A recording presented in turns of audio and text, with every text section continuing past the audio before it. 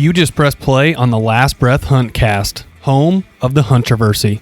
We're here to entertain, educate, and engage. And in case you didn't know, you only live once. But if you do it right, once is enough. Don't waste it. Hola, bienvenido, ¿cómo estás? A la Last Breath Huntcast. Espanol edition.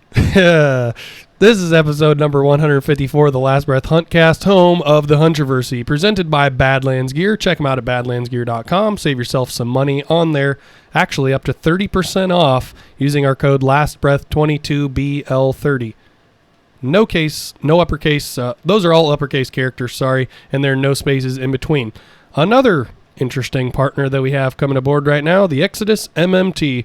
It is a carbon-wrapped, really extremely tough outer weave hunting arrow that's tailored to be set up exactly for your archery equipment. So ours are actually on the way. I'm very excited to tune our new bows up and start shooting those. Moultrie Mobile, check out the new Delta camera. We have a couple of them running right now, and that is... And their new Edge camera. And their new Edge camera is coming out. I'm really excited to learn about that. Also, using the code LBTV25, all uppercase, no spaces, you can get yourself 25% off OutdoorEdgeGear.com and Tompkins Taxidermy. Even though the launch party is 3 weeks away from this podcast being out there, roughly, next season, this coming one, if you shoot a whitetail worthy of the wall, should take it over there to Wayne. He's hands down the person that I'm going to take mine to for the rest of my hunting career, or at least till he passes the torch on to Michael and Michael takes over the business. And he's just awesome, really good guy, excellent customer service, and I've used 4 taxidermists in my life, and it just makes me happy to be associated with Wayne a lot. So, big shout out to Tompkins Taxidermy for all the deer that they're bringing to the Last Breath launch party, which is coming up on August 19th. It is on a Friday. It begins at 6 p.m. At the Adler Theater in Davenport, Iowa. So that is going to be an awesome night. Again, 6 o'clock if you show up. 6:30 is when our free beer starts flowing. 7 o'clock the films roll. We've got a lot of really good films that we're going to be showing, including a 170-inch 9-pointer Jesse shot. One of the deer Garrett and I have been trying to kill for the last 3 years. Not trying to kill. We tried to kill him this year, but we've known about him for the last 3 years. One of the most massive deer I've ever seen, really. Tines and all, Snickers. And then we're trying to pick our 4th film right now. We're not sure what it's going to be, but it's probably going to be one of Cody and Homie's bucks. But we'll see. Anyway, it's going to be a great night. It's going to start at 6 o'clock again on August 19th. That's a Friday, not a Saturday. So get off work, come drink some free beer, watch some deer get shot, and check out Tompkins' excellent work at our Taxidermy Deer Show. We have the following ticket locations available for you to pick up a ticket from the launch party. If you're a Quad City resident, you can pick them up at Easy Livin' in Milan, Illinois, or at Tompkins Taxidermy in Muscatine, Iowa. If you're an out-of-stater or somebody coming from, plus 50 minutes away, send us a message and show up. We'll hold a bunch of tickets at the door. Nobody's going to be turned away. We have a ton of tickets that we're just going to hold there. So even if you forget to message us or something like that, just show up. No big deal. Our topic today, Garrett came up with this one. Time and money aside, what are the top 3 things you can do to a whitetail farm? You can go first. So I'm going to go from number 3 to number 1. Third it being the least vital? Correct. Okay. And I think this is, it's what everybody dreams about, right? Like, or at least it's what a lot of people think it would be the game changer. These 3 reasons, right? Time and money aside, you can hunt every single day of deer season. And it's big. That's huge. Whatever you want to do to your farm. Now, the money aspect isn't like I can buy this farm. I'm buying everything that touches me. No, it's the farm that you have, right? Whether you own it, lease it, permission hunt it, and you have the ability, it's open books. That's what we're setting up here. You know what I mean? So as you guys are listening to this podcast, think of the farm that you have in mind that you hunt. Like I said, whether you own it, lease it, permission hunt it, and you can hunt it all year round. So it's not like, because when I thought of this, the number one thing that I think is the most important factor to killing deer is time. Mm-hmm. I think it would be that. So we've eliminated these two. Time and money are not a factor. Okay. So I think number 3. my number 3 thing would be trail cameras. Number 3, you have unlimited money, so you can have an unlimited amount of trail cameras, unlimited amount of cell cameras with unlimited amount of data that you would want. Like, I know that me and you, we've been blessed. We've worked with Moultrie for 11 years. We have, long time. We've had we have a lot of cameras that we haven't had to pay for. Yep. But I mean, like, that's awesome. Just think of if you take that away from me, that changes everything for me now. Yeah. If you take away our working relationships with people. Yeah. That's what I'm talking about. Okay. Yeah. I understand the scenario. Keep going. Because a lot of people that we know have a handful of trail cameras and maybe a handful of cell cameras. Mm-hmm. But usually it's 1 or 2. Yeah. I mean, because the data can get it costly. Yeah. You don't think about it, it's only $15 a month for unlimited. We'll multiply that by, let's say, 10. 8 or 10. It's $150 a month. Mm-hmm. That's some good coin. On top of the fact that you actually bought the physical camera that are $1,000 and they're $100 a piece for most of them now. Mm-hmm. So now you got $1,000 there, and then you got to run batteries in them. So literally lithium batteries are way expensive now. We can get into that later, but like I used to be able to buy them at Sam's Club, which is the cheapest place. You used to be able to buy 18 lithium AA's for $20.99. It was just over $1 a piece. I went there the other day to get batteries for our cameras, and 18 went to $27.50. So I mean, it's like many things. $1.50, Like many things that are in. I mean, shit. Inflation in June was 9.1%, highest we've had in 35, almost 40 years. Mm-hmm. So anyway, trail cameras would be mine, and the reason being is just because I feel like we've had so many podcasts and conversations about them, and we inject photos and videos or parts of us using them in almost all of our whitetail episodes. They're a huge factor in knowing what's on your farm, and just that alone is invaluable information. We've done the podcast before. Like, if you don't know that there is a big deer on your property, how do you know to wait for him? Like if you literally don't have your hit list, how do you know which one is the right one to shoot? It would be very, very hard. It would be. If you were hunting a farm and you had, which we thought how cool would this have been to do? We wanted to do this. We still might. Who knows? But like, get a new piece of property and not run a single camera on it. Hunt it without cameras. We could this year. But like, I want to know too bad. That's what I'm saying. You know what I mean?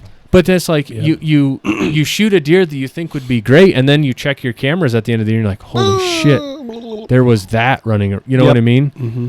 And maybe you don't regret taking that opportunity, but could it have affected your decision? Who knows? I think that's one of the big things with trail cameras. They let you know what's out there. So then you're more selective on your tag, if you choose to be. Yep. If you choose to be. Mm-hmm. I think that also that, like, with the addition of cellular use, that instant data, I mean, it's allowed us to be a lot more lethal. Okay, this scrape is hot, man. This guy's been here literally the last 3 nights in a row, almost at sunset, or almost at last light. Yep. We need to hunt this when the weekend comes or the next cold front. We got to be there. He's going to move during daylight. Things like that, or like a hot funnel, right? November 1st, no. November 2nd, no. November 3rd, daylight. Okay, it's time to go. That instant data has, I think, and it's helped a lot of other hunters too, not just us. They use them the same way we do. I vow that over the course of my 3 answers that I'm not going to take one of yours, and you're selling me right now. And although that is a great answer, I'm going to pick 3 starkly different ones from you. Sweet. So what's your number 3rd? Because otherwise this would just be boring if we were like, oh yeah, I agree. And then you say So I have one. I kind of hate people. Like when I listen to podcasts and they're like, I agree. I know. And there's nothing fresh or new. I'm just like, so that's why I have one more that would be my, like, that was my answer, but here's would have been my number, blah. Here's my number 3. If time and money weren't a thing, and I had a tractor I could devote to, or better yet, I could spend $5,000, and let's say it's an 80-acre farm. I've always wanted to, and I'm still on the fence, and I want to do this really bad. I would love to separately hire out. This is my number 3. I don't know if this should count as 2 points or 1, but I'm going to make believe that it's 1. But I would love to have Jeff Sturgis and Don Higgins out to walk the same 80-acre farm with me, and, you get both of these whitetail plans side by side from people that are starkly different. One managing for, potentially 200-inch whitetails, where that's his goal for his clients, and the other for just better hunting. Better hunting, better wildlife in general. Correct. Whether it be like an immediate return, like the following year, like when we started doing our edge feathering and stuff with Chase, that was in like year 1. I saw an immediate benefit to that. Mm-hmm. And I saw an immediate benefit to our TSI program. I'm really now starting to see a lot of benefit to it because of the areas we cut up. They're so thick. Right. And so for my number 3, I would like to have both of those guys out to do a consultation and be able to see the plans and be able to see what things are in common, what things are different, why they did what they did, why they said what they said. Because I feel like you and me, like, realistically, we've been pretty lucky with, like, some whitetails. I mean, you've got about 16, 17 shoulder mounts in your house. I've got about 15 in mine. I mean, we've had our opportunities to kill some real nice whitetails. And I feel like we're pretty good. But I want to see somebody that's elite. Mm-hmm. I want to see somebody like that caliber come out and pick their brain and understand what they would do, why they would do it. Maybe it's just off the wall. Maybe it's like, I would go to the center of your farm and cut down every tree and blah, blah, blah. I don't know if they would say that. I'm just making stuff up right now, but I would love to see that. That's my number 3, is to just consult those 2 experts that are very different and see what they have in common, so I could make a plan for the future and do that. That's my number 3. See, that was, I'm gonna have to pull my spare out of the bag, because that was my number 1.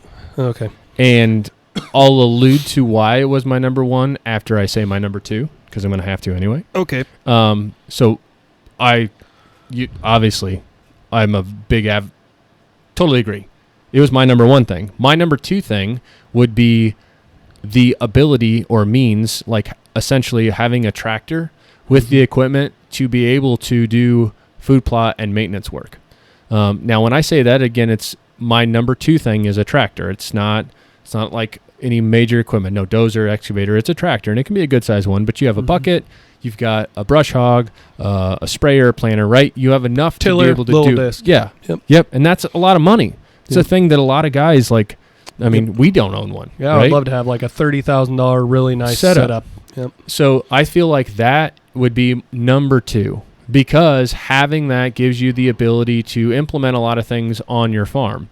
And just as you alluded to, we have seen the benefits, and it's not something you can do everywhere. We get that. But for this make-believe thing, that farm that you guys have in your mind, landowner or you have the ability to do it. You can do what you want. So with that, you can mow your trails. You can put in food plots. You can do some edge feathering with it. We used a tractor when we did ours.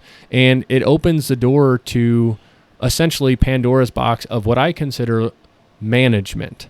Mm-hmm. And I think management comes second in mine, and only behind number 1, which I'll say right now anyway, is because just because you have the equipment and the ability doesn't necessarily mean you know what you're doing is right. And so...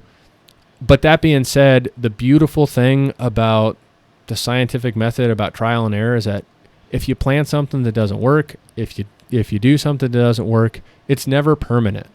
I mean, that's the beautiful thing about ground. Trees regenerate. Mm-hmm. Food plots you can kill off and replant. Yeah. Ground blinds you can pick up and move. We have constantly been learning. And that trickles right into why my number 1 would have been professional consultation, which you said. Mm-hmm. And so I'm taking a lot of the mic time here, and I apologize about that. That's okay. My number 1 was that, just because without an education, you might be throwing darts on a wall with your eyes closed. Yeah. Luckily for a lot of diehard whitetailers, the people that do want to have, the creme de la creme crap, right? You can get a lot of information online, but to me, the thing that's the little asterisk is that every farm is so different. Mm-hmm. It's not like watching a how-to video on how to tune a bow, that you have this model of this bow, this is what you do, shift this cam or put this here. Like a farm is very different. Like the farms that we hunt, they're all very different. It's fluid. Yeah, so I think the management strategy from experts, like you said, would be different for each farm. Would there be similarities? Sure, absolutely. They're going to go down the list and check off cover, food, water, all the other nice little amenities that they put in there. Yes, but they're all different. So number 2 is equipment for me, just because, like I said, with that, then you don't have to rely on anyone. You can do it whenever you want on your time. You want, and you have unlimited amount of time. Yep. So go ahead. As soon as you said time, my thought went to something a little wonky, a little off the radar, and really not related to the farm at all whatsoever. I feel like with time, one thing that's hard for me, because I just have I have different little pockets I've noticed of friends that all think differently about things. And so that's kind of what I thought of when you said time. So my second one isn't related to the land manipulation itself at all. It is the ability to, and I'm thinking about the best farm we hunt, the one we've killed 70%, 80% of the biggest deer off of. I'm thinking of everybody that touches us. I'm thinking of everybody that hunts us to the west, to the southwest, which is a party hunt, huge amount of people. To the east, hunters in the double digits on that one singular property. A couple hunters south and east of us. Nobody in the north, but we're kind of lucky in that regard. And I'm thinking, if I had the time to maintain relationships with every one of those guys, and I could have 2 yearly banquets per year, one in April, again in September, to get everybody on the same page. That's what I would do. That's an awesome answer. Yeah. Because you have the money to be like, hey guys, we're having our annual powwow. Everybody, I'm getting brisket catered into my shed that I built because money's not a thing. Bring your wives, blah blah blah, and then I'll go over the hit list that I had on my trail cameras and last year. And it would keep everybody honest because somebody wouldn't be able to keep that $1. Yeah, and I could go through the hit list and I'm like, all right, and this deer is this age, I believe, for this reason, and this deer for this reason, and I think this deer could make a really big gain if he was left alone, versus I think this deer's going downhill, or I think this deer's a bully, let's take him out if we get a chance, and getting everybody all galvanized and on the same page. If you had the time and the resources to do that, I feel like that would be very powerful. Yeah. And so that's why I chose that as my number 2, is getting all the arrows pointing in the right direction, because I feel like even somebody like Lee Lukoski, who, hunts a crazy amount of ground, who owns a bunch of ground, he's got to have people sitting on his fences all the time banging down good bucks. If you were sitting on a fence line of Lee Lukoski's legally doing so, I don't feel like you'd probably know exactly what you're doing. You're probably being there for a bigger class of buck anyway, but I'm sure that that's a frustrating thing for somebody like that. Yeah, I suppose, man, but he's got enough. Yeah. I wonder, honestly, if he does have enough ground that not all of his deer, but some deer that are in the heart of his. But the 5 to 10 biggest bucks he has never see the light of any, their hooves never touch anybody else's soil. That'd be kind of crazy, right? That'd be kind of crazy. I'm sure there's people out there that have land like that. But for us, it's we're we don't going to have hunt big 40s, 80s, 100s. If everything goes right in my entire life, maybe I'll own 500 acres one day. But it's going to be after a lot of heartbreak and grind, and it's not going to be till I'm at least 55. Right. It's going to be the last, it's the twilight of my hunting years is when I'll have that. It won't be like right now. And so I feel like if you get everybody on the same page and do so in a way that really shows everybody the importance of that, I feel like you'd be in the chips. So that's my number 2. And that's an awesome answer. I was trying to stay within the lines of what you could do land to itself. Like your farm, because listeners are like, okay, man, what could I do? Get the juices flowing. So my backup one was ground blinds, physical structures, because they're so costly. I feel like we have done a good job. I mean, man, if you look at the evolution of our ground blinds, we had nothing. Yeah, we had pop-ups. Then we had a play set that we put burlap on. Yep. you know? And like then we got sheeting for it and sheeted it, kind of. And it was way too small. You know, like, so I think we got it dialed in now. The last 2 homemade blinds we've made are They're something awesome. I would be willing to sell for a premium cost with how nice they are. They're super nice, but even with that, like, There's a couple changes I would make to them. well, Not many. There's even like they're super nice, but they're made to last. Like exterior siding, exterior paint, 20-year shingles. warranty. Yeah, Minimum. like all treated material. Like they're super nice, but with that, they're freaking heavy. Like I don't think a 30-horse tractor could go fork one. You know what I mean? Probably not. That's not like it could a Hawker or a Redneck or a Muddy or something. right. No, probably So not. that's one of my That's a good one. things where, like, if money wasn't an issue, I would just have those. I would have brand X, whatever you thought was great, whether it was a Muddy or a Hawk or a Redneck or a Stump, you know, or the Grizzly makes an awesome enclosed insulated blind. Like, we could have, like, think of if we didn't even have it. I bet right now we'd have 10 or more. Yeah. If it was like, just drop it off, just drop it here, and they're like Maybe $2,500 a pop, $3,000. You know what I mean? Yeah. Like the new Macomb farm, I bet we could find 4 Yeah. Probably right. 4 different spots. Yeah. Yeah, you know what I mean? Like just bloop, bloop, bloop. You know, same thing. Like out at the bigger one that we hunt in Mercer County. I mean, we could probably they'd put be all over. 10 out there. That's not our problem though. I don't think I would solve or remedy anything. It wouldn't, but how nice would that be? It'd be really nice. You know? Yep. So that's why it was like my fallback answer. If money wasn't an issue, God, and they're nice. They're super nice. Like I think you do get your money's worth out of them.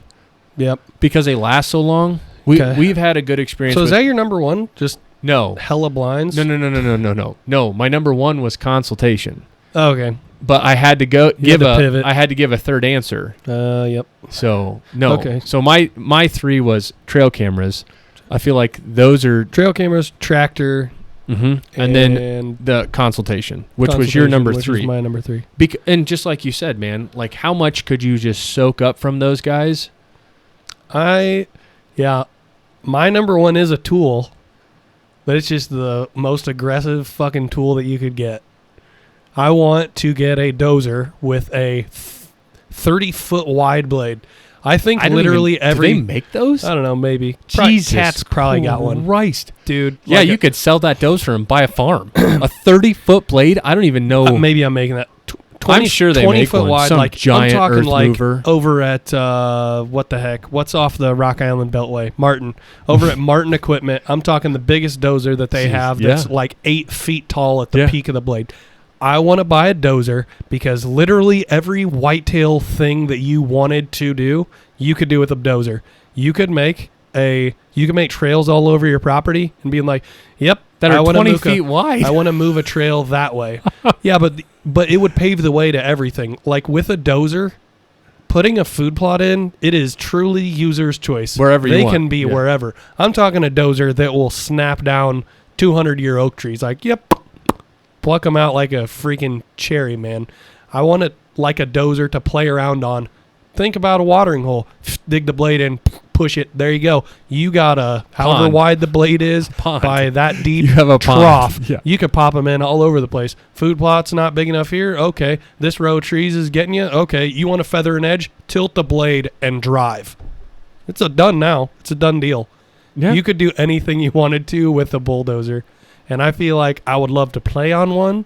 And, I mean, I've seen what you can do with a tractor. If you had a dozer, you'd carve a trail to Kansas. Yeah, I would.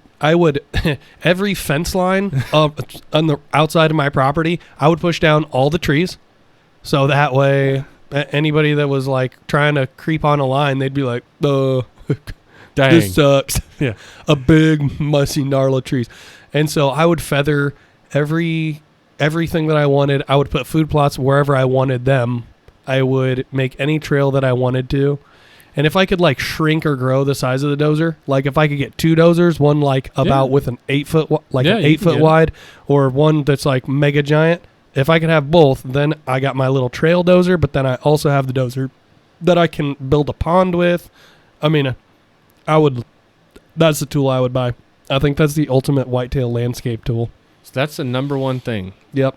That would be the number one thing I would do, that I would buy myself. So my list in order, I would buy the plan, have the consultation. No, that's my number 3. yeah, but you go from my first. number 2. Like it would be the first thing that you would buy. Yeah, the first thing I would buy would be a dozer. The second thing I would buy would be I wouldn't buy anything. I would just have more time. Yeah, you'd host a neighbor's party, a deer party. Twice a year, yeah. and get everybody on the same page so that there's just freaking 5-year-old, 6-year-old deer wandering their asses off everywhere. Yeah. And as a group, like everybody in my block mile, everybody like has a chance at somebody shooting deer. There's multiple booners getting piped up and on the wall every year. And then, my number 1, dozer. I could do anything with it. You want a food plot right here in the middle of this timber? It'd be great and secluded. Okay. I'm done 20 minutes later. I don't know if it's that fast, but yeah. No, just to be able to steamroll trees whenever you want. Yeah. I mean, talk about the manipulation we've done in the core of our farm. That is with the skid loader. Instead of a 3/4 day project, that just became a 3/4 hour project. Yeah. You could dig a pond, you could dig a berm, retention walls. Okay, how about this one? And I've thought about this one a lot. There is no south-facing slopes on our farm. Well, you can make one anywhere you want it to. You'd be like, yep, I want a ridge system that's like south phaser, south phaser, south phaser. 3 of them like the Spotify logo, how it's like amplified a sound wave. Like 3 of those in a ridge system, and I can make it wherever I wanted to. Yeah. And I could feather and pinch deer right down to where I want them to go. That changes everything. You don't have to be okay with the land is the land. No, it's not when you have a dozer. You can change everything about the land with a dozer. If you don't want deer to cross your property line, okay, build a trench. You could build one with a dozer. They'd never go over it. But they can swim. Or you could make a 30-foot tall stack of trees. That's what you could, yeah. All the way down the line. Damn, you sound like Trump. So, build a wall. Build it. And they will not escape. Yep, so that's what I would do. A big dozer and a tiny dozer. Huh. Well, so I have some would you rather for weeks on end. So here's, it's funny that you, in the last episode, you'd asked me about a big deer. So that's one of my would you rathers. It's your last tag of the year. You don't know what you've shot, but you've killed a buck already. So it's two buck, right? It's your either sex muzzleloader tag. If I've already shot a buck, I'm pretty happy. Okay. So you've already, like I said, you've already tagged a buck. You don't know what kind. It's a buck. Yep. There is the world record doe. Looks like a thoroughbred. World record. Oh, they took like a 250-pound doe? I don't even know what the world record doe is. Can she be piebald? No, she's just the world record. You would have the world record doe. Like it shatters it. I don't know what the world record is, but you beat it by like 20 pounds. Okay? Huge. Or there is a 150-inch 10-point. 10-point. Taking the 10-point all day. Really? World records don't mean squat to me. Okay. Not the Bomars over here guy. Well, I didn't know. I would probably shoot the buck too. Yeah, I would shoot the buck. I don't even know no doubt look about up it. really quick before we move to the next one. What the world record whitetail doe is. Largest doe ever killed. What do you got? Oh, fuck off. No way. What? There's no way this is real. Okay, well, Deer and Deer Hunting wrote an article about it. Largest whitetail doe ever killed. From what we can gather, the heaviest whitetail ever shot was killed by a bow hunter, John Arnett of Ontario in 1977. And? The field-dressed weight of this deer was 431 Holy pounds shit. on government-certified scales. That would had given it an estimated live weight of nearly 540 pounds. So you're talking about like a fucking almost 600-pound doe. What does that look like? What does that... Oh, my God. Dude. I didn't think it was going to be that big. I was thinking like 300 pounds. 400... That was a buck. I'm sorry. Oh, this one's even worse. Wow, this is incredible. So that was the heaviest buck ever killed. This is the heaviest doe. Registered Bowbuster said... here's the largest doe I've ever shot. Weighed her at the farmer's before field dressing her, and she tipped the scale Blah, blah, blah, blah, blah. 367 pounds. Holy shit. Dude. So that's like that's a lot of meat. 400-pound dough. I got to believe that's a lot of fat. I don't We're care. talking like could you, I wouldn't 4-inch thick layer of fat. I would assume it would have to be just taller, like bigger everything. I don't know how you could pack, like a big dough is like 150 pounds. I'd shoot the 150. Yeah. Yeah. Even though it looked like think how crazy. Okay, here's my other one. Would you rather eat 1 cup of mayonnaise or 1 cup of mustard? Can I have Miracle Whip instead of the mayonnaise? Miracle Whip. I didn't know there's a difference. Oh, yeah. Oh. Miracle Whip's a lot healthier. It is? Yeah. Don't know the difference. Sure. I would take... No, I would take mustard. Really? Yeah, I would go with mustard. Yellow mustard. I bet you that'd give you a bellyache. I bet either one would be pretty gnarly. Yeah.